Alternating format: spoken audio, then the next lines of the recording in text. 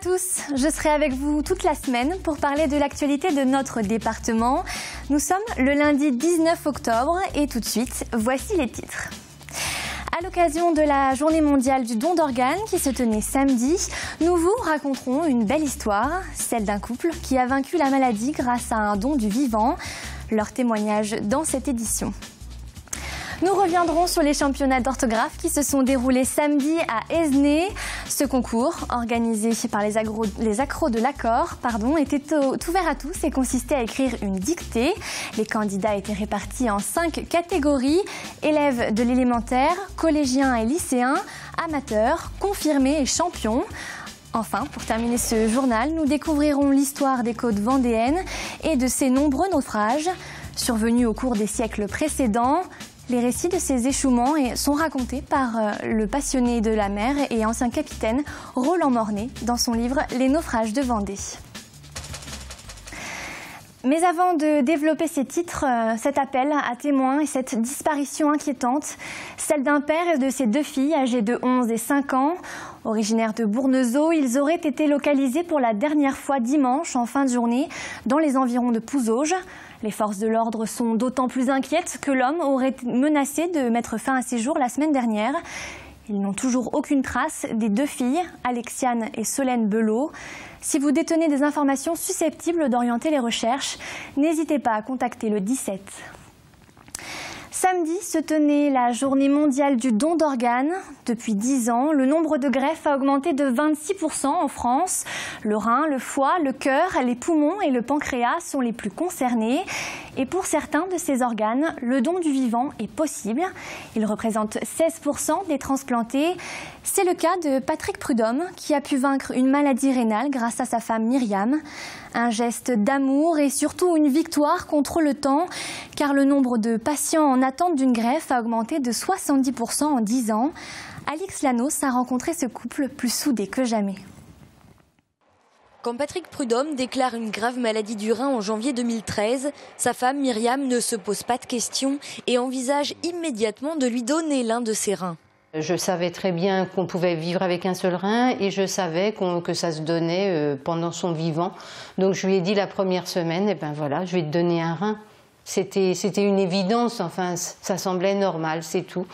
Et bon bah là, ça a été un refus catégorique immédiatement. J'en veux pas, je veux surtout pas qu'elle soit dans les hôpitaux, qu'elle subisse une intervention, qu'il y ait des risques. Bon, c'est pas anodin non plus quand même, quoi. Hein, donc, non, je voulais pas du tout.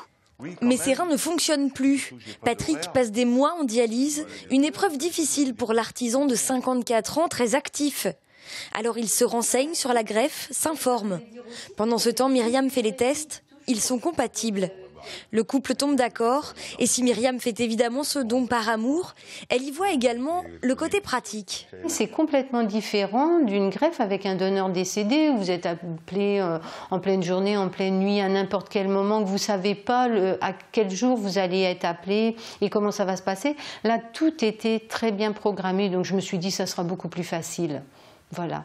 Le 11 juin dernier, c'est le grand jour.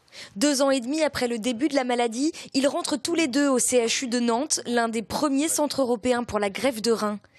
5 jours plus tard, ils sont de retour à la maison et c'est une nouvelle vie qui commence. Je faisais que bosser. Mais maintenant, il n'y a que la santé qui m'intéresse. On change quand même.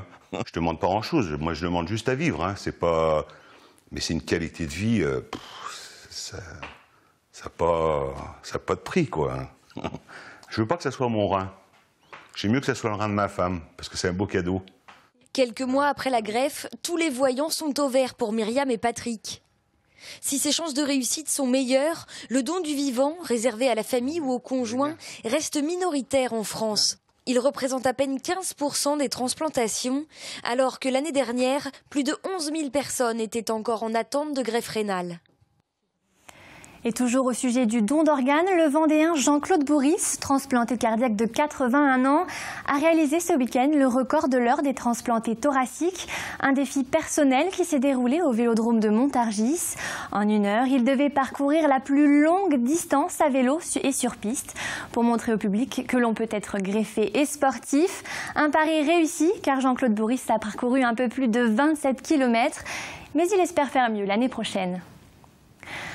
Toujours au chapitre Solidarité ce week-end, marqué officiellement le lancement du Téléthon 2015 en Vendée.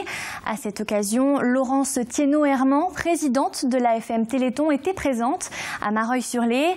Elle a tenu à rappeler que depuis la création de l'association, leur objectif n'avait pas changé. Aider à guérir les personnes atteintes de maladies rares. Grâce aux dons, plusieurs médicaments de thérapie génique et cellulaire ont été fabriqués et 2016 devrait être une nouvelle étape contre les maladies rares. L'industrialisation de ces traitements et leur commercialisation à juste prix. Quelques mois de cela, nous annoncions le fait qu'un essai de thérapie génique dans une maladie rare qui s'appelle la maladie de Wiskott-Aldrich montrait des résultats positifs chez les 6 enfants traités. Ça veut dire quoi? Ça veut dire tout simplement que 2 ans plus tard, les enfants qui ont été traités peuvent mener la vie entre guillemets la plus normale possible et ce sera une des familles ambassadrices du Téléthon 2015. Et puis il y a très peu de temps encore, une grande annonce en effet qui est ce grand projet de création d'une plateforme industrielle qui va nous permettre de produire à grande échelle et de façon industrielle les médicaments de thérapie génique et de thérapie cellulaire qui sont nés dans les laboratoires du Téléthon. Les amoureux de la langue française avaient rendez-vous ce week-end à Aisne pour participer au championnat de Vendée d'orthographe. Chaque année, ce concours est organisé par les accros de l'accord. Il est ouvert à tous et consiste à écrire une dictée. Les candidats sont répartis en 5 catégories. Élèves de l'élémentaire, collégiens et lycéens, amateurs confirmés, entendez par là des professionnels de la langue française. Et la dernière catégorie, les champions, déjà distingués au concours des Dico d'or et des timbrés de l'orthographe. Élodie Pépin s'est glissée parmi eux. Nippon, belliqueux, hindoustani, ce sont bien des mots français, des mots sur lesquels planchent ces 210 participants du championnat de Vendée d'orthographe. Parmi eux, des experts, mais aussi des jeunes. Ça permet d'apprendre de nouveaux mots, d'enrichir son vocabulaire. Et on vit en famille, quoi, donc c'est convivial. Se mettre au défi, c'est ça le plus important et il faut prendre ça, oui, avec le sourire. Et le sourire, il faut le garder jusqu'au bout, car plus la dictée avance et plus ça se complique. Si le Malayalam, si le Malayalam. Une fois la dictée terminée, vient l'heure du ramassage. L'heure aussi pour certains de se rendre compte de leurs erreurs. De tout temps, je crois que j'ai mis un T. Le gymkhana, j'ai pas mis de H. Se sont succédés, j'ai mis un S, il fallait pas. Et des délices inouïs, il y a un E, malgré le masculin de délices, il y a un E à inouï. Pendant ce temps, les correcteurs s'activent, tout est passé en revue. Grammaire, vocabulaire, majuscules et même les traits d'union. Jean-Luc Brianceau est l'organisateur du concours, un défenseur de la langue française. J'entendais hier sur les télévisions que le vocabulaire des Français s'appauvrissait, puisqu'on est en moyenne à 5 ou 6 000 mots, mais 10% des Français n'utilisent que 5 ou 600 mots. Alors non seulement c'est catastrophique pour l'orthographe, bien évidemment, mais c'est aussi catastrophique dans la vie, parce qu'avec si peu de mots, on est incapable de comprendre les choses. Vient enfin le moment des récompenses avec quelques surprises. Le gagnant de la catégorie junior n'est autre que le plus jeune de tous les participants, Evan, âgé de 8 ans. Preuve qu'il n'y a pas d'âge pour s'intéresser à l'orthographe. En sport à présent, ce week-end se déroulait la 34e édition du Chrono des Nations aux Herbiers.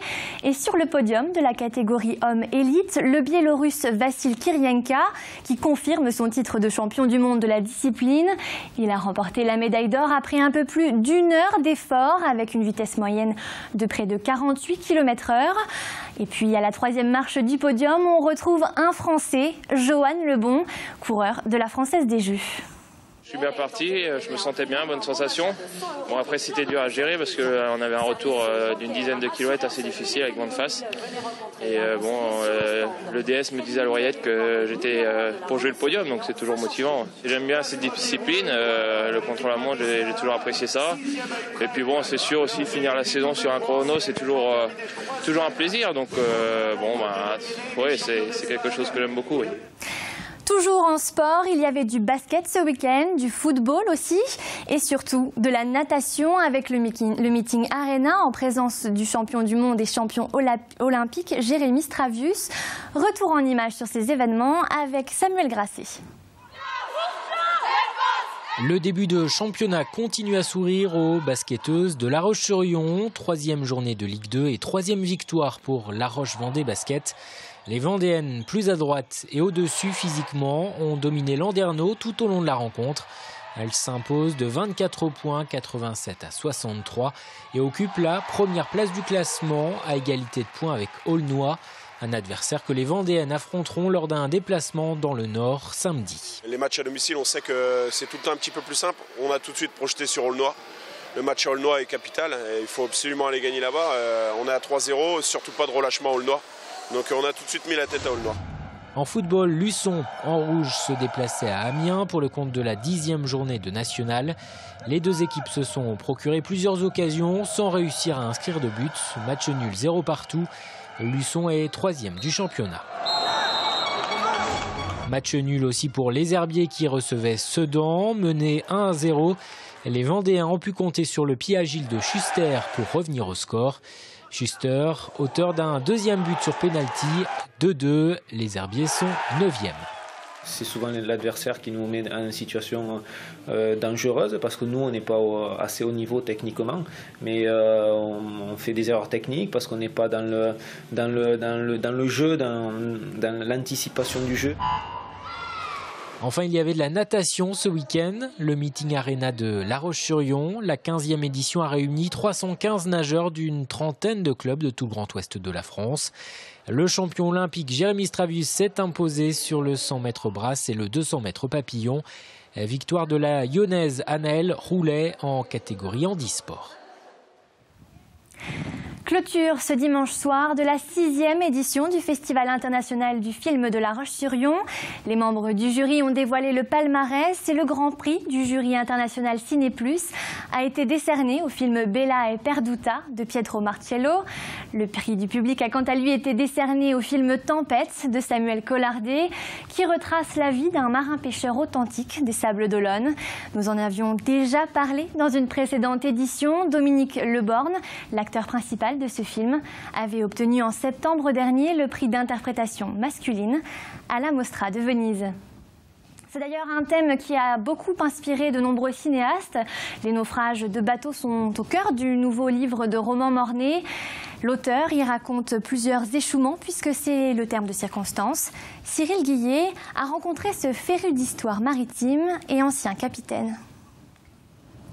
Toute la côte, la pointe de l'Aiguille, où il y a eu énormément d'échouements. Et puis alors le phare des Varses, c'est une véritable nécropole, plus qu'un cimetière marin. À travers ce livre, Les naufrages de Vendée, Roland Mornet recense un siècle et demi d'échouements et de naufrages sur nos côtes. Né à La Chaume, à quelques mètres du quai, il a très vite pris conscience que la mer pouvait être cruelle. Le premier naufrage dont j'ai souvenance, je n'avais pas 4 ans. C'était en 1949, en avril 1949. Et je suis entré chez une dame, une voisine, qui venait d'apprendre que ses 2 fils étaient péris en mer. Et j'ai souvenance de cette dame qui hurlait, qui pleurait, qui jetait des cris déchirants dans sa cuisine. Et moi, j'étais tétanisé. Pourtant, à 14 ans, 1m47 et 39 kg, il embarquera comme mousse sur un bateau de pêche. Il gravira les échelons pour finir capitaine sur un navire océanographique. Depuis, il écrit sur la mer et pour réaliser son dernier ouvrage, il a opéré tel un enquêteur. Surtout des archives du quartier maritime. Alors ces archives se trouvent à Rochefort, au service historique de la marine, pour tous les quartiers maritimes de Noirmoutier à la frontière espagnole. Aujourd'hui, c'est donc dans les archives qu'il navigue et sur les 276 km de côte vendéenne, les naufrages se comptent comptent par centaines. Les plus connus, le Saint-Philibert, l'Afrique, mais c'est aussi le Lavalette qui s'échouera au phare des Barges le 28 janvier 1889, un navire rempli de cognac à destination de l'Angleterre. Le navire s'est cassé en deux, tout le cognac qui était en fût est parti au fil de l'eau et toutes ces barriques de cognac ont atterri sur la côte et les riverains buvaient dans leurs casquettes et dans leurs sabots. Mais au total, il y a eu 5 morts. 5 morts et des femmes qui ont été très malades, donc par overdose de cognac. Autre exemple, mais cette fois-ci à l'entrée du port des Sables, où dans la nuit du 8 au 9 décembre 1893, le sodium était sans doute le protagoniste de la première marée noire de l'histoire. Par mauvais temps, ce navire a manqué la passe. C'est un voilier pétrolier. Il transportait du pétrole américain. Et il y a eu mésentente, incompréhension plutôt entre le pilote français et le capitaine anglais. Et le sodium est venu s'échouer là, juste derrière moi. Là. Parallèlement au naufrage de Vendée, sur demande de l'éditeur, Roland Mornay a déjà fait paraître un second livre sur les naufrages de la Charente-Maritime. Un troisième est en cours d'écriture, mais cette fois-ci sur la Gironde. L'agenda des rendez-vous de la semaine à présent, avec vendredi les rencontres Racine organisées par le magazine Racine et la Fédération des familles rurales de Vendée. Elles auront lieu à l'espace des Oudéries de La Roche-sur-Yon. Cette année, Axel Kahn et Marie de Henzel sont les invités d'honneur. Samedi, une manifestation est prévue devant la gare de Luçon pour militer contre sa fermeture. Le rendez-vous est fixé à 10h. Enfin, dans la nuit de samedi à dimanche, nous passerons à l'heure d'hiver. Une bonne nouvelle pour tous ceux qui ont du sommeil en retard, puisque nous gagnerons 1 heure. La mauvaise, c'est que c'est toujours un peu perturbant. Avant de se quitter, un petit aperçu de ce qui nous attend demain du côté du ciel. Nous n'échapperons pas aux nuages en début de journée, mais ils devraient progressivement s'éloigner dans l'après-midi pour laisser place à quelques éclaircies. Côté Mercure, comptez entre 7 et 16 degrés. Les prévisions météo, c'est tout de suite avec Armelle Pavageau. Quant à moi, je vous souhaite une excellente soirée et je vous dis à demain pour un nouveau point sur l'actualité.